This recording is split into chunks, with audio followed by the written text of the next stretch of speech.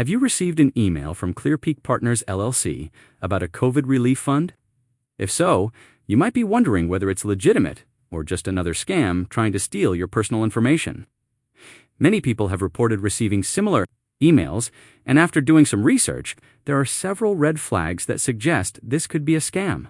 First, let's talk about what this email claims. It says you are eligible for some form of COVID relief and asks you to submit personal documents to verify your identity.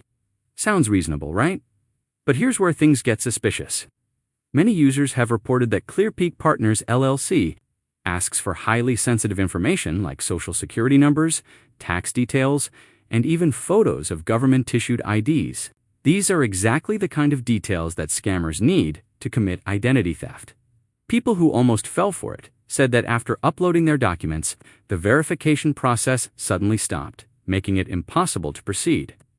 This is a huge red flag because it suggests that the goal might not be to process applications, but simply to collect as much personal data as possible.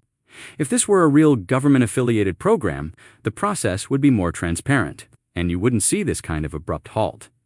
Another major concern is that ClearPeak Partners appears to have very little verifiable online presence. Several users pointed out that the company's account seems relatively new, and aside from the emails and website, there's almost no real discussion about them except from people warning others to stay away. That's a big red flag, because legitimate financial service providers typically have a track record, verified customer reviews, and some form of online credibility. Many people who received this email had a gut feeling that something wasn't right. They felt the company was asking for too much personal information and decided to look it up before submitting anything. Those who did a quick search found numerous warnings from others who had already encountered this so-called COVID relief program. The fact that so many people instinctively felt something was off should be a strong indicator that caution is needed. If you have received this email, the best course of action is to avoid responding or submitting any documents. If you've already entered your details, consider placing a fraud alert on your credit reports and monitoring your financial activity closely.